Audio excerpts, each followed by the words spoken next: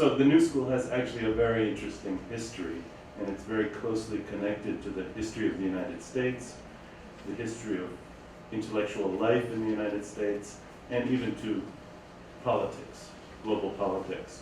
And this 1919 creation, the New School, was a hit. In its first year, it had hundreds of courses with thousands of students paying a little fee for each course they took. They were working class people from the apparel industry in lower New York City. They were educated people from the professional classes, the students, and they came to the New School, then on 23rd Street, to discuss the issues of the day, to debate U.S. role in World War I, or at that point after World War I, to debate questions of culture in the 1920s in New York, which was a very lively time, to debate issues of immigration, because many of the students were first-generation immigrants, particularly from Europe at that time. So the New School played an enormous kind of cultural role in New York City in the 1920s. And it was a remarkable creation which really lived up to its ambition of being anti-hierarchical. Well, the founder of the New School is a man who was at Columbia University and organized those faculty members to come downtown, and his name was Alvin Johnson. And I've been to Mexico a few times, but I had never been to Alvin Johnson's home state of Nebraska until this summer, where Alvin Johnson was put into the Hall of Fame of the state of Nebraska. And Alvin Johnson was from a small farm in Nebraska, and he came all the way to New York to become a professor, actually, of economics at Columbia, and then a renegade who founded this New School with a number of very famous intellectuals, more famous than he, Charles Beard, John Dewey, and a few others. So I mention Alvin Johnson because the birth of my school for social research was also a creation of Alvin Johnson a few years later. Johnson went to Europe in the 1920s, and he edited something called the Encyclopedia of Social Sciences, drawing on authors from all the great intellectuals in Europe, and particularly in Germany. And what Johnson observed, of course, in the 1920s was a growing anti-Semitism that was affecting the life, the jobs, and even the existence of many Jewish intellectuals in Europe, and particularly in Germany. And he knew them personally. He had recruited them to contribute to his encyclopedia. So Johnson came up with an idea in the early 1930s, when the National Socialist Party came to power. When the Nazis came to power, Johnson realized that not only would his friends lose their jobs, and not only would their families be at risk, their lives be at risk, but, and not to sound too crude about it, Johnson worried about the intellectual traditions that they represented would be lost forever, kind of like an animal species that would become extinct. So what this quite heroic guy did was to, what a good rector does, he raised money. And he raised money to bring as many of these scholars from Germany to New York as he could. And he was successful. And there's a whole story about the fundraising, actually, that Dick Bernstein told me recently, a professor of philosophy at the New School who knows every story in the university's history. I won't tell you, just to say that Johnson thought he would have a very difficult time raising enough money to bring people over. he found that that was not the case. There were already established people in New York with money who funded this effort. And this effort involved the 1933 creation of the University in Exile. So the University in Exile is the origin of the school that I am now the dean of, called the New School for Social Research. I'm trying to change this. Or should I be pointing this?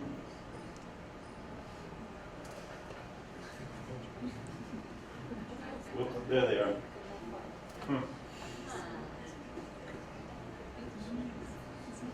Those are the original 9 professors that Alvin Johnson brought to the new school. And this is a picture from the New York Times in 1933, announcing their arrival. And they're all from Germany. And they represented great intellectual traditions that we continue to value today, even though we are in the 21st century, in a very different world. But they represented traditions in sociology, historical sociology. They represented traditions in philosophy, continental philosophical traditions from Germany that continue to be enormously important for understanding the world. They represented traditions in economics. There were actually a lot of economists in the early group, I was happy to know. And those traditions have to do with more institutional economics, more historically oriented economics. And I would say across the fields in the social sciences and philosophy, the German intellectual traditions that these people represented might have died out had Alvin Johnson not begun the University in Exile. So the University in Exile is the creation of the founding of the New School in 1933, and from its founding it has a very unusual relation to academic life in North America, because it's European in its origins, and it's immigrants, it's exiles in its identity. And of course, many of these people, and the people who came after them, did not think they would ever return to Germany, even after the war. They did not think of themselves as exiles. They thought of themselves as immigrants. And many of them, as the University in Exile expanded to almost 100 faculty members, not just from Germany, but from other countries in the 1930s, where fascism had taken hold, and where particularly Jewish intellectuals' positions were being cut. They came to the new school and created an incredibly lively, an incredibly important, and a unique intellectual environment. And that intellectual environment is the one that we continue today, to some extent, with, of course, many new twists, variations, and new connections to other parts of the world. So, there they are from Germany, coming to New York. Different universities in Germany, that are those little spots on the map. They started a journal in 1934, I believe, was the first issue. And that journal is called Social Research. And it's called an International Quarterly of Political and Social Science. You can see Alvin Johnson described there. So social research became a very important mouthpiece for promoting within the United States particularly, these intellectual traditions that I'm talking about. And the journal is interesting in many ways, but one that I will mention to you that gives it a distinctiveness that we still carry forward today. And that is the insistence that different disciplines talk to each other. And that the political scientists must engage with the philosophers, the anthropologists should be engaged with the psychologists, The economists could not do good economics without speaking to the sociologists. And social research, the journal, became a place where different themes were debated and in an interdisciplinary way. And this journal, which still exists today, has a counterpart in the everyday life of the faculty and students at the new school today, which is a seminar series called the General Seminar. Terrible name, but a very exciting space. And that General Seminar carries the same ethos, the same spirit as the Journal Social Research, which is that we all meet 3 times a semester. And now as the dean of the new school, I have to organize the General Seminar with a presentation by a faculty member in one discipline, who then has to present before the entire faculty of all the social science disciplines, philosophy and history as well. And the discussion is powerful often, and it continues this tradition of both specific ways of thinking about society and specific ways of thinking about knowledge as interdisciplinary. So just before I move to the second topic, which is kind of how this tradition affects the way we teach and learn today at the new school, I just want to say that this history creates a certain emphasis on openness of discussion, because we had to welcome to New York people who were being told they could not speak. It represents a certain concern for those ideas and people who express those ideas who are endangered. It values the importance of democratic principles in the sense of encouraging debate among those who disagree. And these are kind of ideals that we try to live up to. And of course we don't always, and we are a modern university granting modern doctoral and master's degrees, and that comes with certain constraints and certain tendencies, but those are the ideals that inform us. And we still today have something called the University in Exile Scholarship Program. We currently have a Syrian scholar holding that position, and he was from Homs, Syria, at the University of Homs, and was involved in the opposition and lost his job. And with a group called the Scholar Rescue Fund in New York City, the new school partnered to bring him to the new school. So even in very practical terms, we try to keep that tradition going of embracing the endangered scholar and embracing endangered ideas. And sometimes those ideas are smothered or are lost even in more open societies. And so we are somewhat unusual, and we tend to not always rank very highly in the official rankings of the universities of the United States, because many of the faculty, and I'll talk about the faculty, are still interested in these traditions, which sometimes are no longer valued in more mainstream academic circles. Okay, so this year, last year, my first year as the dean, we celebrated the 80th anniversary of the University in Exile. I don't think you can see, that's a picture of the poster for the general seminar that I organized to celebrate the 80th anniversary. Actually, we had a public event, which was the film on Hannah Arendt, directed by Margaret von Tratte and Barbara Sukova playing Hannah Arendt, and they came to the New School, and we showed the film, and then they did a panel discussion.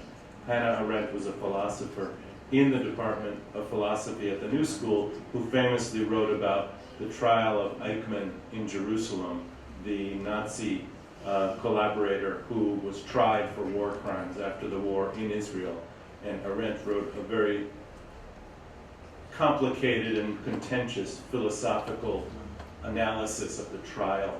So our celebration of our 80th anniversary for the public was a panel on endangered scholars today and a movie. Inside the New School for Social Research, which is today's version of the University in Exile, we held a seminar.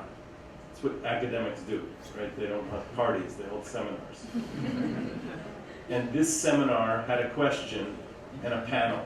And the question was, which you can't see very well, what is the meaning of the University in Exile for the NSSR of the future?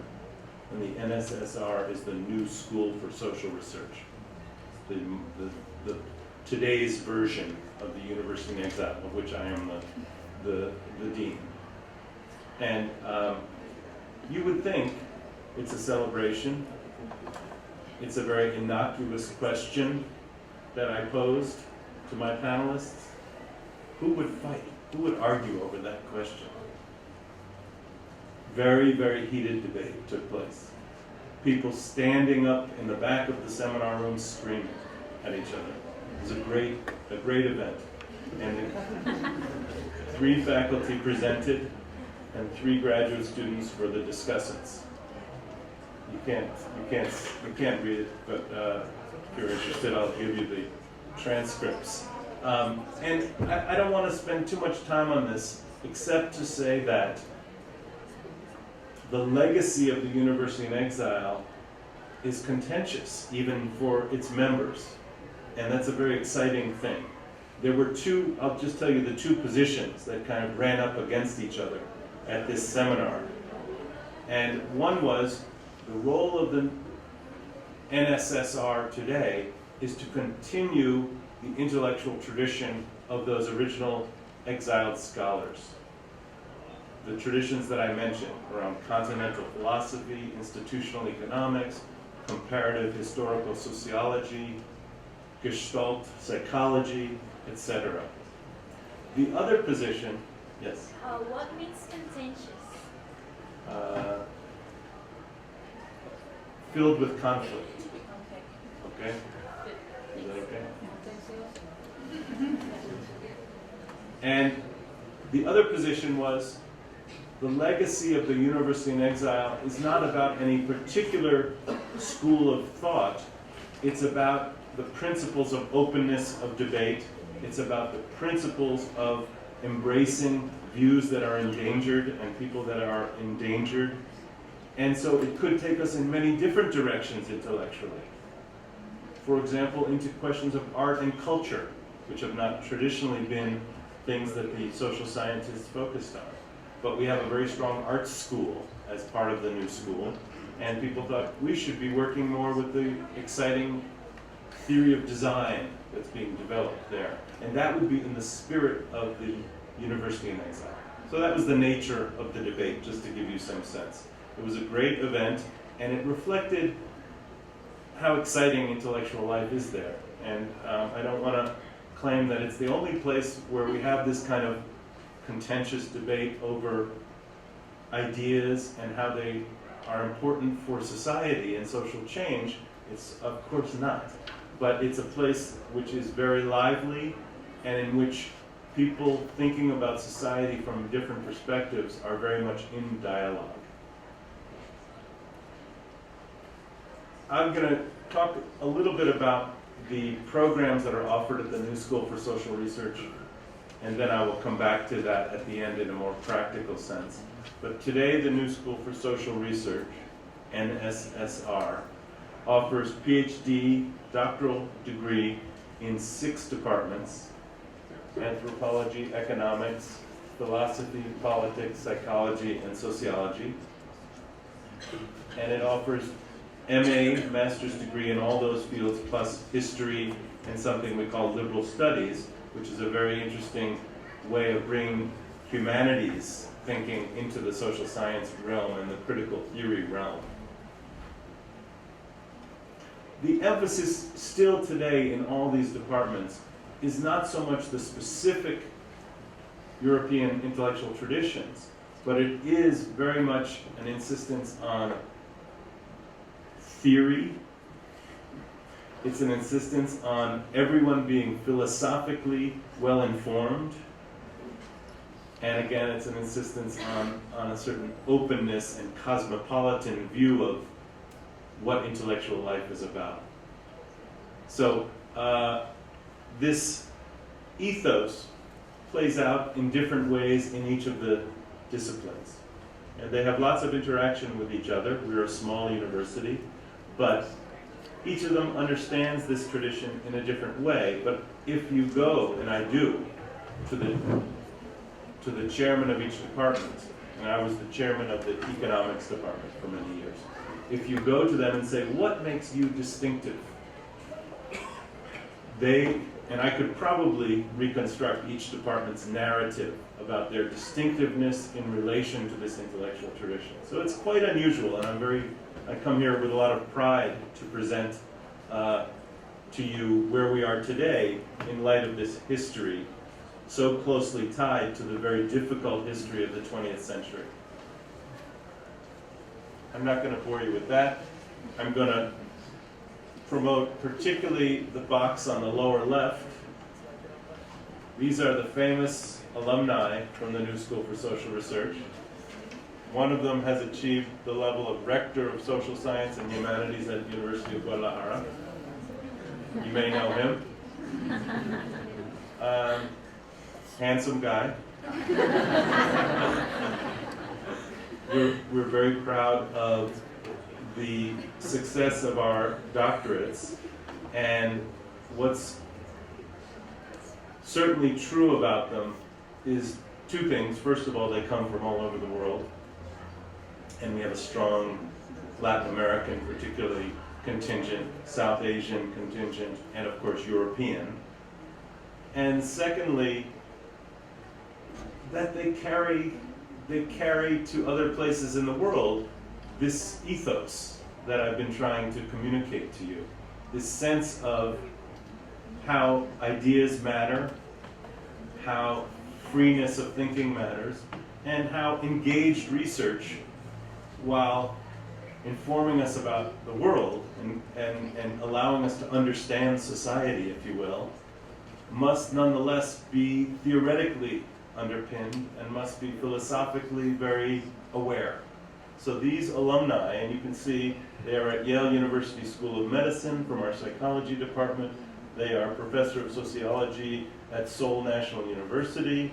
They are economists at University of Rio de Janeiro and rectors at University of Guadalajara, are joined by another group of alums that you see, alumni, in this map, which are those who have not gone into academia. They've gone into other parts of society, private sector, particularly government, and particularly non-governmental organizations.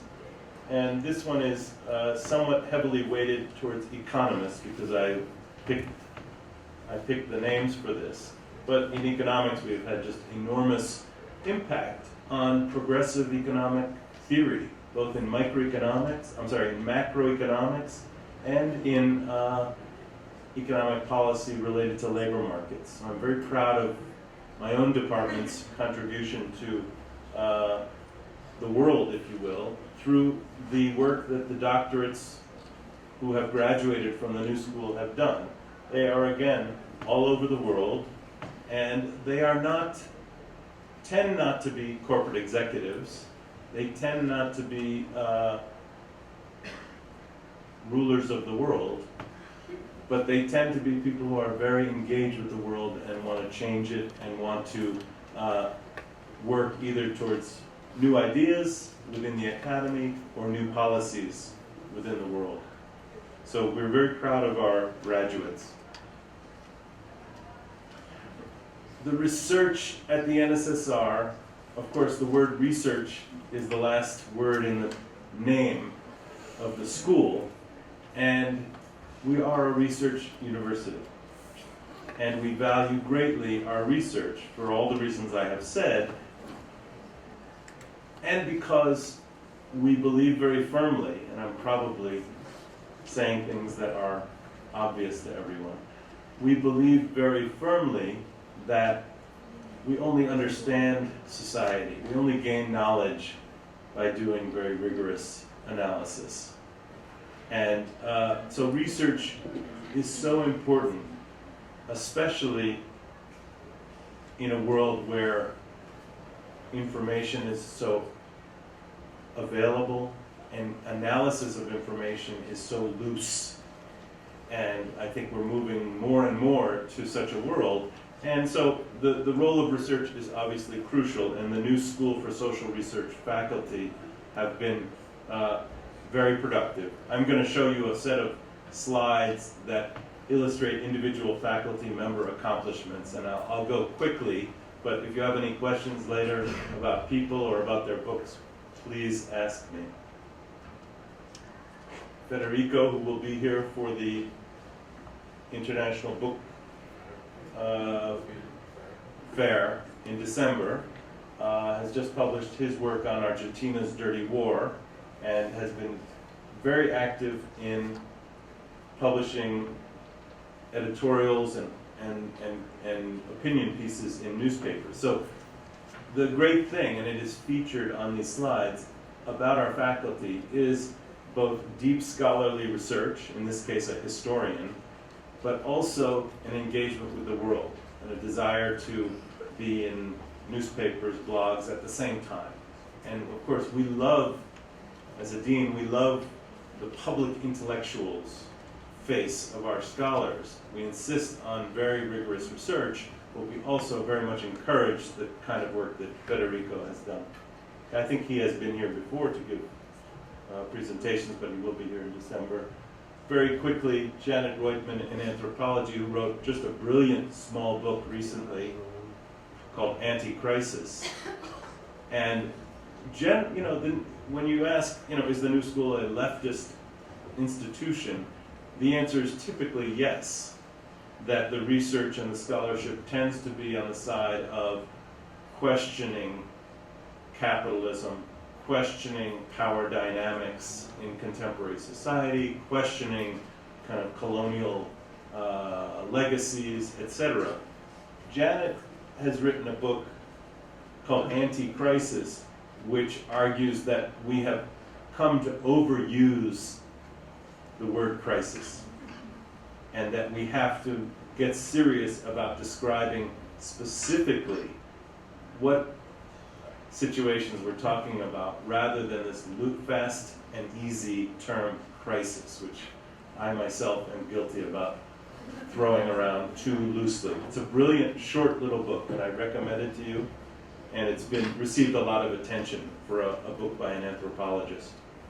Simon Critchley is perhaps our best known philosopher. Simon publishes regularly, just emailed me this morning today to tell me he made he cut a CD, his band, but and his last book is about David Bowie. But he is a very serious scholar of both continental philosophy and of Greek ancient philosophy. He just received a grant. This may be the most important thing I say today. He just received a grant from the Onassis Foundation to fund 4 doctoral fellows over the next 5 years in ancient Greek philosophy as it relates to Contemporary society, and he will oversee those doctoral students. We haven't yet even announced it at the new school, so you have inside information. Simon also edits a column that you might even be familiar with, because it's the New York Times column on philosophy and ethics. And Simon Critchley is the editor. It's called The Stone. And this actually was a column that he wrote, in that he doesn't always write the column. It's called Abandon Nearly All Hope. and it is a beautiful essay, which I will happily send a link to you on, because it's about the perils of political certainty, the perils of politicians who think they understand the truth and what is right without debate. It's a really beautiful, I'm not doing justice to how beautiful a piece it is. Nancy Fraser in politics and philosophy, again, someone who's quite prominent in political theory and is one of our leading political scientists who writes about both feminism, Marxism, and social change. This was a piece in The Guardian that she had about feminism and capitalism not so long ago. Oops. I'm going to show you Hugh Raffles from anthropology, who wrote a beautiful book called Insectopedia, and that is a book about human obsession with insects and the cultural anthropology of that. And if you read one chapter, it's the one he presented in our general seminar, which is about humans, sexual practice of humans who try to emulate insect. And he found a whole cult of people that do this and wrote an ethnography on them. So it's got a lot of attention, and he's become kind of an important anthropologist about the non-human.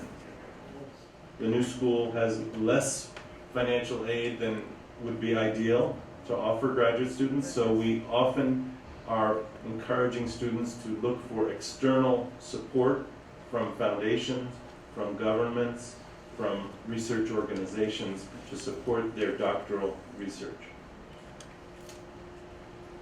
This is our new building on 5th Avenue and 14th Street. It's a very beautiful building, very environmentally lauded, praised. And on the top floors is a dormitory for students, and the bottom floors have the library, study spaces, and classrooms. The review in the newspaper, architectural reviews of our building, were that the stairways are represented with glass. Typically in a big building like that, these are fire escape stairways that would be hidden behind the elevators. And the architects opted for this with the approval of the new school, and maybe I'm going too far in my interpretation, but one review suggested that it reflected this ethos of openness, of being kind of porous with the world.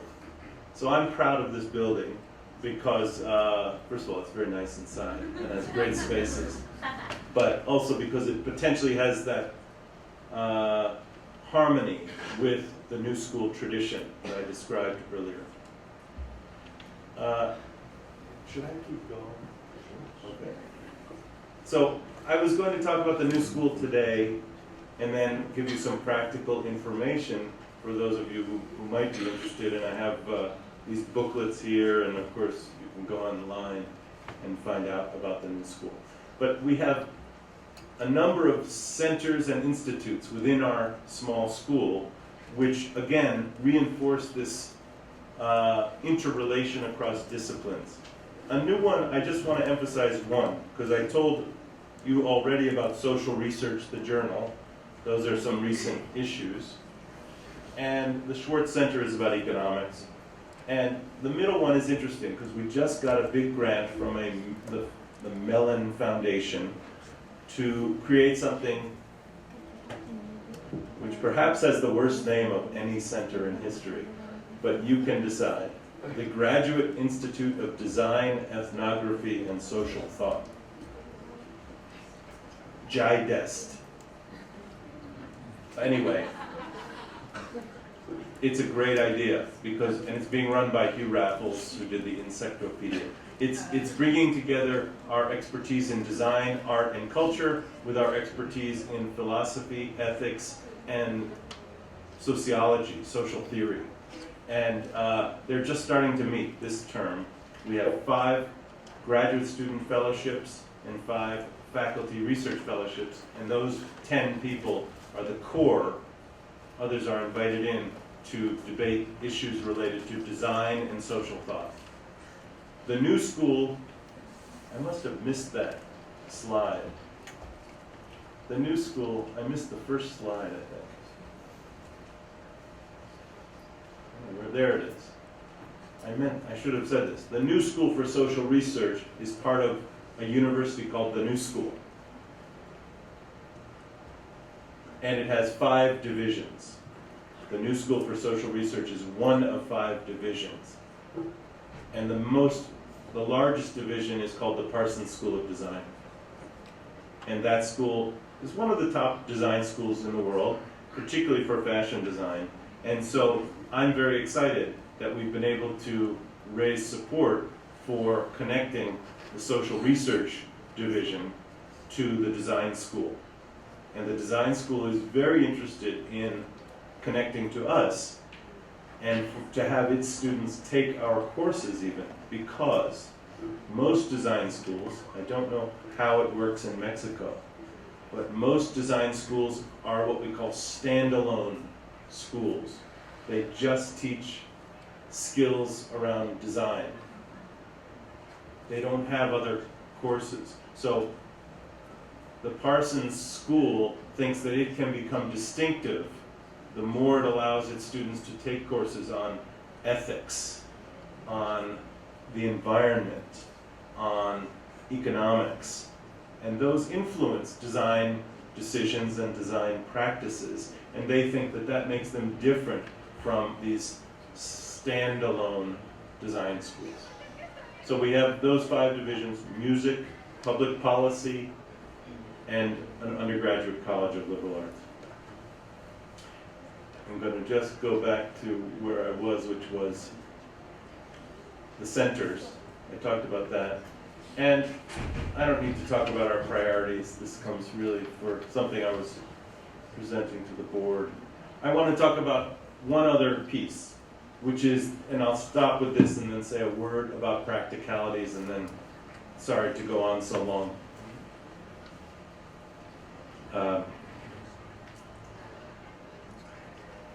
One of my ambitions with the faculty now is to rediscover this international profile that we had at our founding in 1933. But to do that, of course, in 2014. And to do that, we thought we would create a new NSSR. We're calling it NSSR Global, for lack of a better word. And we are building on the networks that we've already created. And those networks include connections that we particularly are strong in Europe. I don't know if you can see it, but we have Poland, Germany, Czech Republic, and Copenhagen, Denmark are pretty much places where we have very strong connections to universities already. And we already run summer programs which bring new school students and students from the local region together to debate serious questions of theory and social change. And I think I have a list of the themes that we take up. But before I move to my list of themes, I just wanted to point out that we have, it's somewhat of a curious map, and it's somewhat driven by who our existing networks are. And you will see Guadalajara is listed on that map, and one of the reasons for my visit here is, of course, to have a discussion about how we could really deepen the collaboration between the New School for Social Research and the University of Guadalajara. So that is now a yellow box in the current graphic, but as a targeted exchange program, but we hope that will become a orange box for us in the future, which would be an institution that where we have a programmatic exchange of students, perhaps research faculty collaborating, perhaps even courses that could be taught simultaneously at New School and University of Guadalajara with a subsequent discussion. We also have developed an online blog called Public Seminar, which I'll show you in a second. where we think that these exchanges, these collaborative arrangements could be realized online in a virtual space. So we have great ambitions for collaborating, and this map, of course, could grow as we don't want to try to do everything at once. We want to do this right. But here's the point about NSSR Global, and I'll turn to the themes in 1 minute. It's just one thing, which perhaps you're not aware of, which is the American model for a global university is, I always pick on our neighbor, it's called New York University. It's located about 10 blocks from where the new school is. They went to Abu Dhabi in the Middle East and built a huge campus.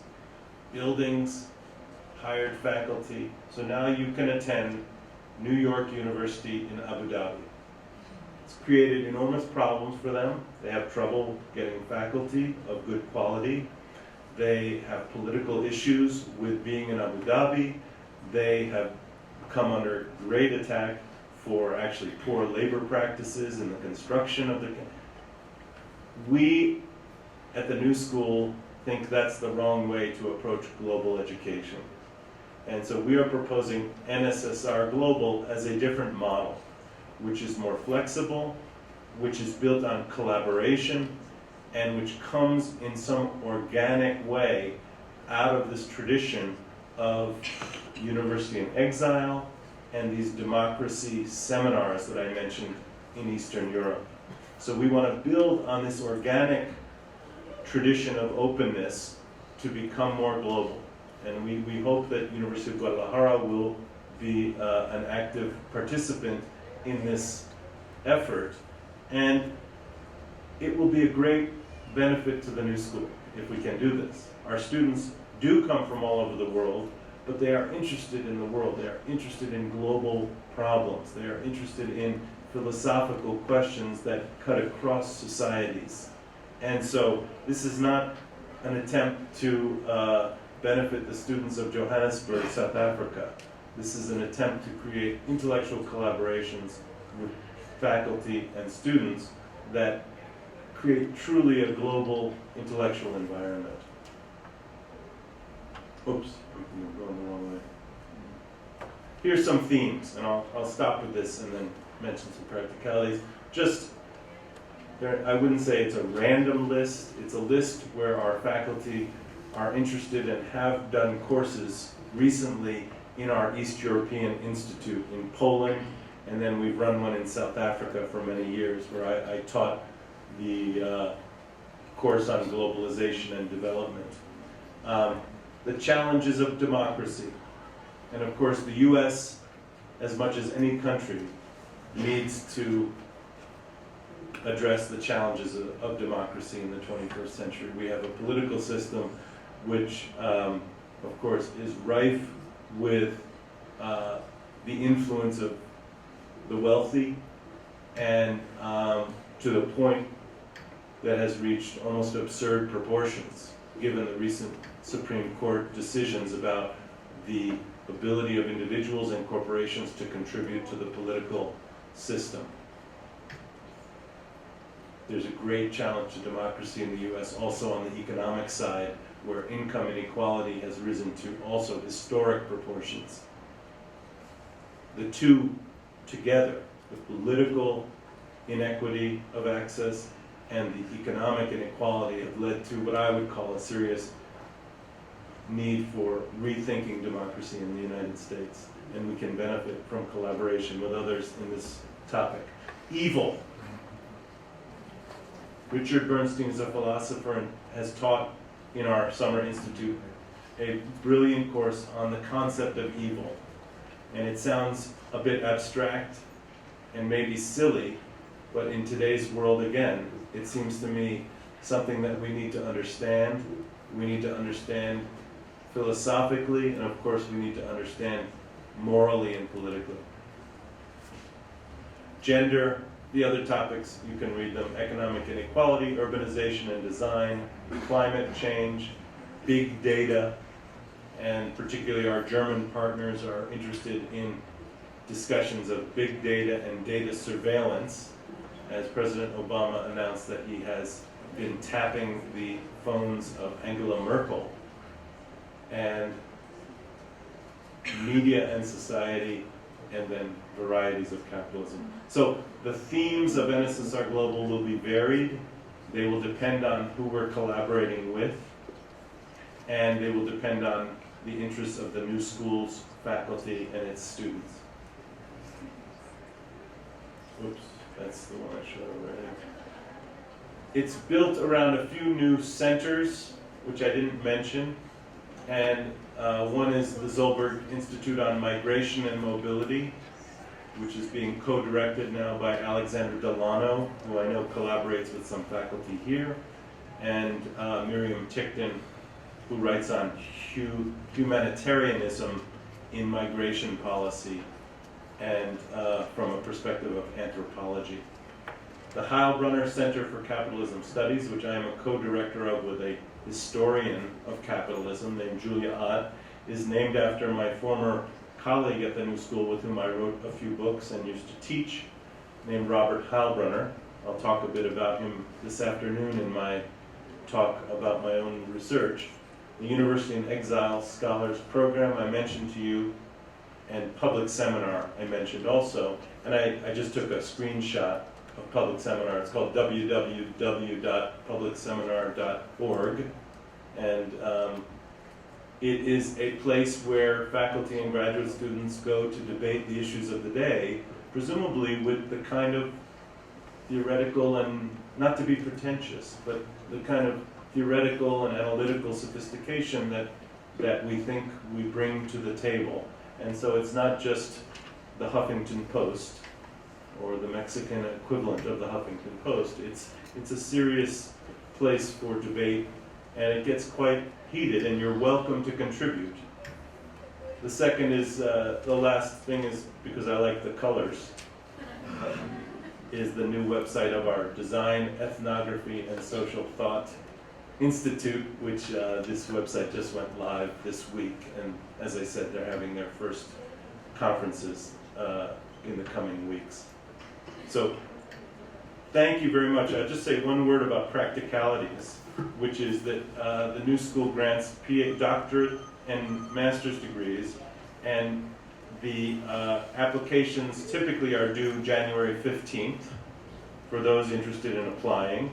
The application requirements are fairly straightforward, involving the TOEFL exam and transcripts, a few letters, a writing sample, and a $50 application fee.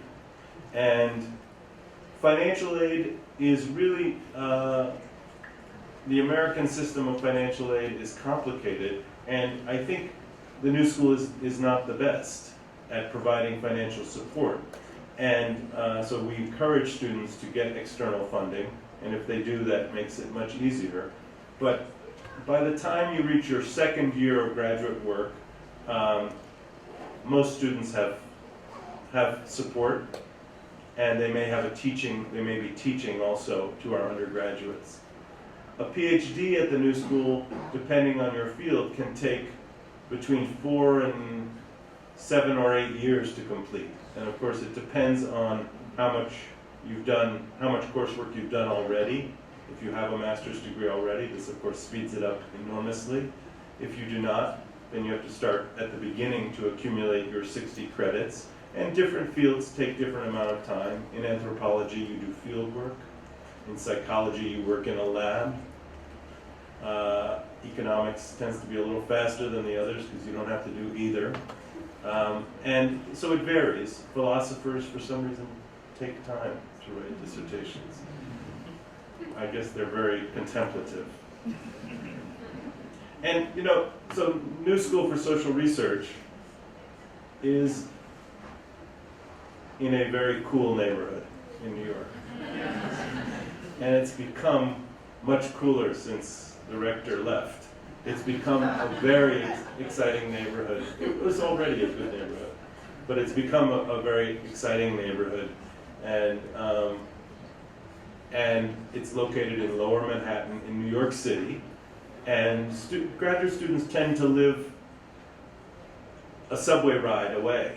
It's too expensive to live right around, and I myself do not live right there. I have to take a train to campus. And they tend to live in Brooklyn, in the outer boroughs, where they can find a more reasonable apartment, and then they take a subway to work. So it's an unusual school in that we don't have a campus with a lot of dormitories where students live on campus. We really have a few great buildings. The original building from 1923. This is now our campus center. The graduate center, which is a few blocks north on 16th Street. Students come, and they collect on 16th Street from all over, from Queens, from New Jersey, from Brooklyn, from Uptown, from Harlem, etc. It's a really exciting life because people from all over the world being students in New York City, which kind of gets the juices flowing. And students, it's not an easy life being a graduate student in New York City because you take a full-time course load, 3 courses per semester of graduate work, heavy reading and writing, and you have to commute to campus. And typically students either work outside of the school or they have a teaching position or a research position at the school. So it's really a juggling act between commuting to campus, having a very intensive intellectual academic life, having a job, having a social life, enjoying New York City, which is just an incredibly vibrant place to walk the streets and to absorb the cultural diversity, and to produce a significant piece of intellectual work. Amidst all that, some people thrive. I like that kind of environment. I work better in a noisy cafe than in a quiet apartment, but not everybody. And so New York is a very particular and very exciting place to be. New York is thriving right now, despite the inequality in the United States, and everyone comes through New York. So we get great speakers. You're constantly seeing, next week we have Thomas Piketty speaking, and we're sponsoring David Miliband of the International Rescue Commission the week after that. Constant seminars, presentations, and public events, not to mention music, art, theater, etc. It's hard to juggle, but it's very exciting. Thank you for your patience and your time, and I'm happy to take any questions you have. Happy to give you my email address if you want to communicate, and the first 23 people who want to take this can have a copy of our glossy brochure. But thank you very much.